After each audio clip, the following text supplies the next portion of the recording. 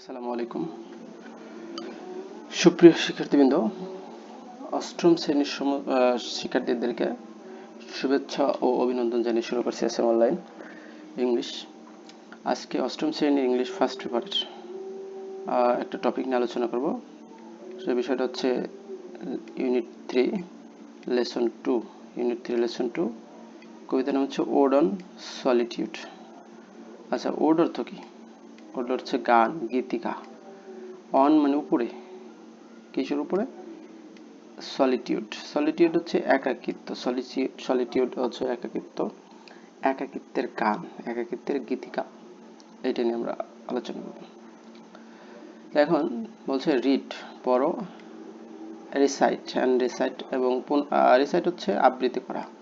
Read and recite the poem, পোয়েমটা এই কবিতাটি পড়ো এবং আবৃত্তি করো। তো ওড অন সলিটিউড, এই যে আমরা প্রথম যে এই লাইনটা দেখলাম যে একাকিত্বের গান। হ্যাপি, সুখী।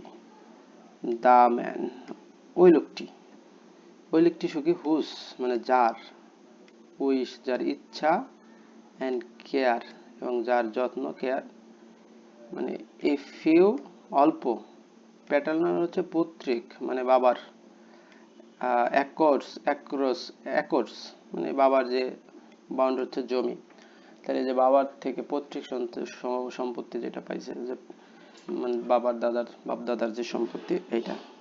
তাহলে এই লোকটা যে মানে হ্যাপি দ্য ম্যান, এই লোকটা ভাগ্যবান যে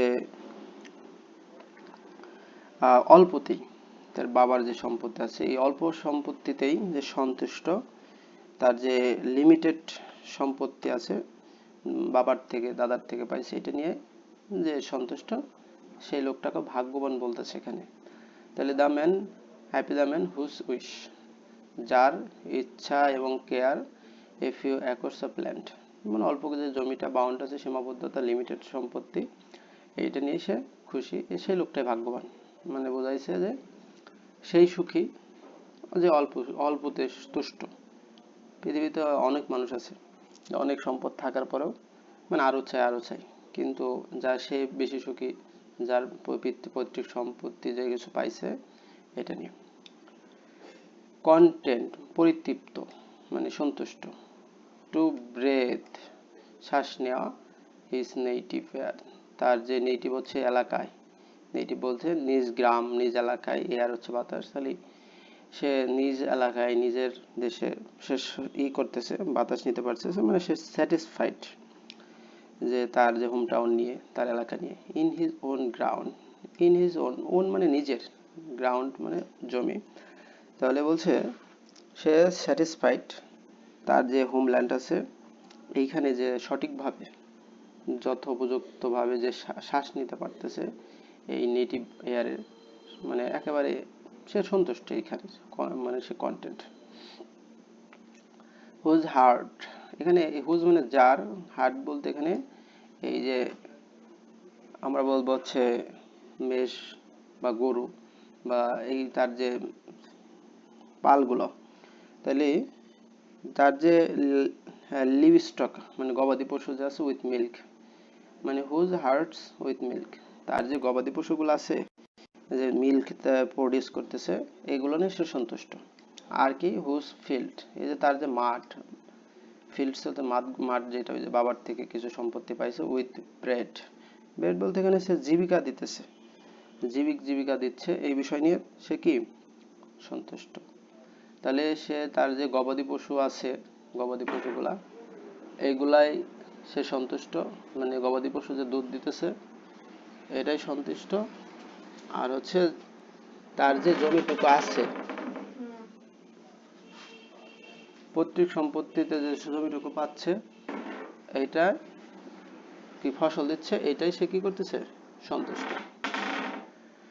হুস ফ্লক মানে যার, ফ্লক সাপ্লাই, তাহলে এই যে যার যে ফ্লক বলতে বোঝাইছে যে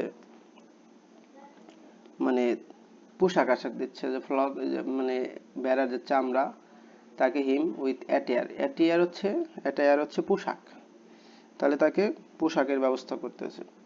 তাহলে সে প্রথমত তার যে গবাদি পশুগুলো আছে, ছাগল, গরু, ভেড়া, এগুলা তাকে দুধ দিচ্ছে। আর হচ্ছে যার এই মাঠ থেকে সে জীবিকা পাচ্ছে, এবং এই যে ছাগল, ভেড়া, ভেড়ার যে পোশাক, ভেড়ার যে এই যে পশম, তাকে কি পোশাক দিচ্ছে। হুস ট্রিস, যার গাছ, এই যে যেই মানে যার গাছগুলো কি করছে ইন সামার, গ্রীষ্মকালে, yield him to shade, yield him shade, yield হচ্ছে বশ্যতা স্বীকার করা, এখানে দিচ্ছে হিম শেড, শেড অর্থ ছায়া।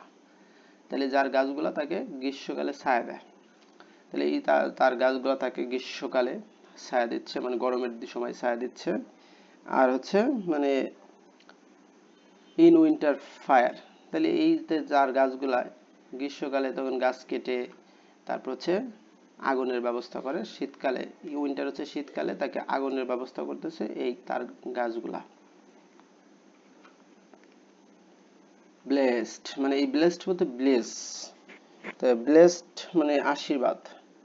হু ক্যান, যে পারে, আনকনসার্নলি ফাইন্ড, মানে হু ক্যান ফাইন্ড, আনকনসার্নলি মানে একেবারে নিঃশর্তভাবে, সে বলছে তাহলে সে আশীর্বাদ পুষ্ট যে কি খুঁজে পায়, আওয়ার্স ঘন্টা, ডেজ দিন, ইয়ার্স বছর, স্লাইডস অফ ডে, সে বলছে যে ওই ব্যক্তি বা মানে ভাগ্যবান যে শান্তভাবে দিন, সময় এবং বছরগুলো শান্তির সাথে সফট অ্যাওয়ে, স্লাইড অ্যাওয়ে মানে চলে যায়, তো সফট স্লাইড অ্যাওয়ে মানে শান্তির সাথে, আনকনসার্নলি মানে কোনো প্রকার দুশ্চিন্তা না করেই একেবারে পিসফুলি তার সময়টা পার করে, সেই সবচেয়ে ভাগ্যবান বা সুখী মানুষ।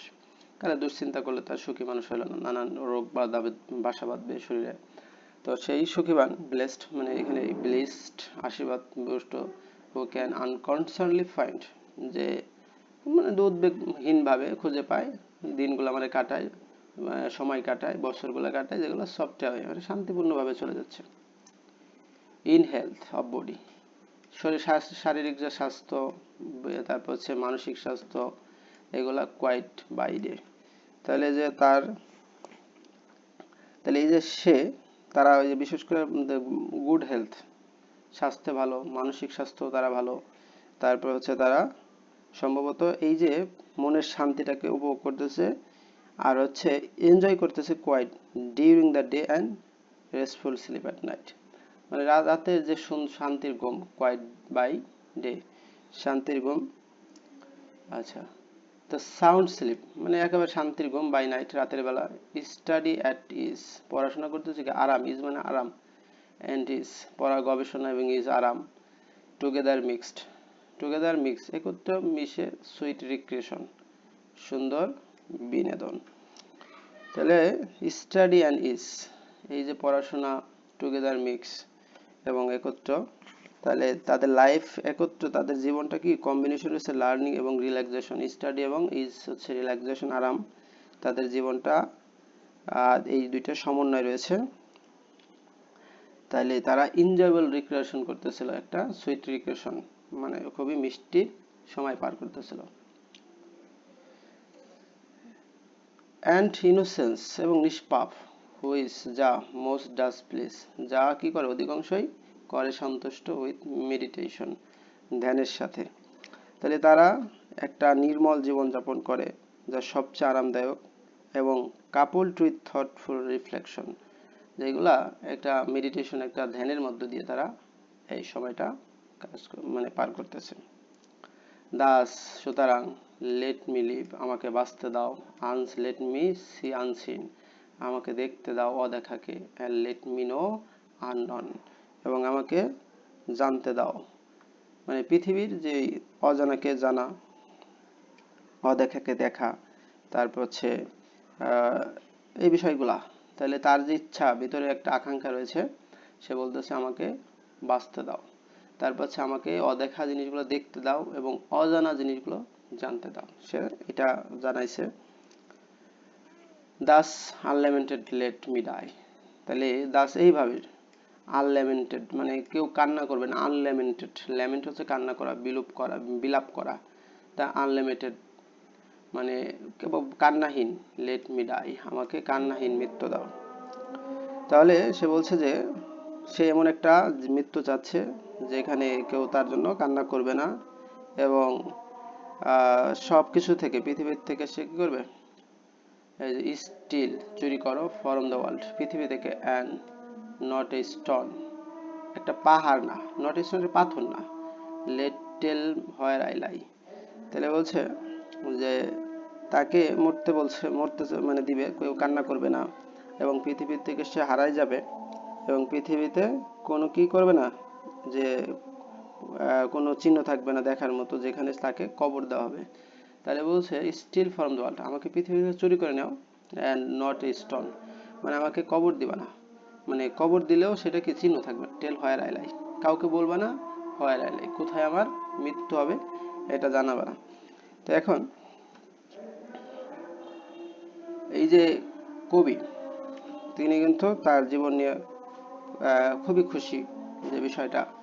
তো এখন যে এই কবিতাটা পড়লাম, আসলে সামারিটা কি, কিছু বুঝছি কিনা, যে এই কবিতার সামারি কি, তাই না? কবিতার সামারি তো আগে জানা দরকার। তাহলে এই কবিতার সামারি হচ্ছে যে এই সলিটিউড, এটা লিখছে আলেকজান্ডার পপ। তিনি এইখানে দেখাইছে যে এই যে লিভিং সিম্পল জীবনযাপন করা, শান্তিপূর্ণ জীবনযাপন করা, এবং দূর থেকে, মানে বিশেষ করে দূরে থাকা বিভিন্ন ধরনের ক্যাওস, হইচই, এগুলো থেকে দূরে থাকা, বিশেষ করে একাকিত্ব জীবনযাপন, এবং তার যে যা আছে, তার যে অল্প যে সম্পত্তি পিতার থেকে পৈতৃক সম্পত্তিতে পাইছে, এটা নিয়ে সন্তুষ্ট থাকা, এবং প্রকৃতির সাথে সুন্দরভাবে বাস করার কথা বলা হয়েছে। তো সব মিলেই এই যে তার সন্তুষ্টি বা তার যে পরিতৃপ্ত, এই বিষয়গুলো এখানে গুরুত্ব পাইছে। তো